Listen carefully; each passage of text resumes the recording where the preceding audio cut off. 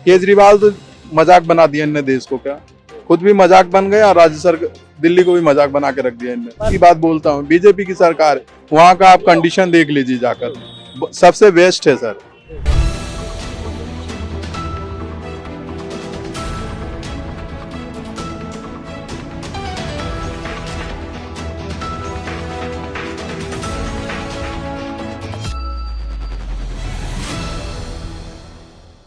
तो क्या लगता है गुजरात हिमाचल में जो चुनाव आ रहे हैं और जो 2024 लोकसभा चुनाव है, क्या भारत जोड़ो यात्रा का फर्क पड़ेगा कांग्रेस को, क्या उससे फायदा मिलेगा?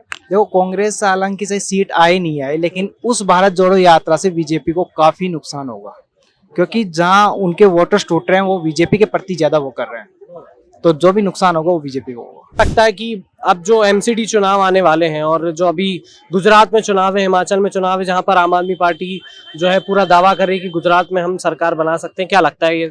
बीजेपी की सरकार बनेगी सर, बीजेपी बेस्ट है देश के लिए। जो काम जिस रफ्तार से बीजेपी कर रही है देश में, उस रफ्तार से बीजेपी बेस्ट है देश के लिए और काफी आगे जाएगी बीजेपी। जी सर। एमसीडी चुनाव आ रहे, क्या लगता है कौन जीतेगा इसमें? नगर निगम के जो चुनाव है, अब केजरीवाल अगर अच्छा काम किए तो केजरीवाल जीत जाएंगे जी। आप किसको वोट देंगे?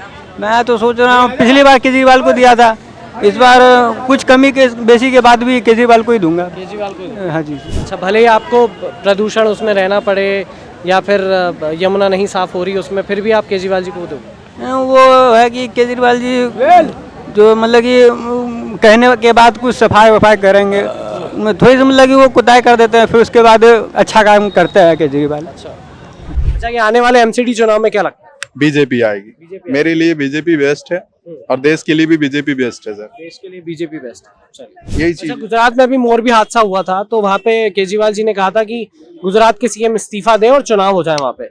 अब यहाँ पे इन्होंने जिम्मेदारी एक्सेप्ट कर ली, तो क्या लगता है इस्तीफा इनको देना चाहिए या भगवंत मान को देना चाहिए? नहीं सर, इनकी इस्तीफा देने की इनको जरूरत ही नहीं पड़ेगी, खुद ही हार जाएंगे इस्तीफा। हाँ सर। आपने बोला साफ सफाई के लिए केजरीवाल जो है अच्छा काम कर रहे हैं, तो अब तक 8 साल हो गए केजरीवाल सरकार को, यमुना साफ नहीं हुई है, पोल्यूशन बढ़ता जा रहा है। यमुना के लिए उन्होंने ऑप्शन दिया है और यमुना के लिए उन्होंने वो स्टार्टिंग से कर रहे हैं, लेकिन शायद इसमें केंद्र सरकार का उसने कुछ नाम बताया है। बाकी केजरीवाल धीरे धीरे जो कर रहे हैं वो सही कर रहे हैं। फंड नहीं आया, जो 2400 करोड़ रुपए के लगभग यमुना को साफ करने का फंड बीजेपी के पास ही है और उन्होंने वो फंड यूज में नहीं लिया अभी तक, ना ही बीजेपी ने अभी तक यमुना साफ करवाई है। बल्कि केजरीवाल इसके लिए, अगर दोबारा केजरीवाल आते हैं तो यमुना भी साफ होगी।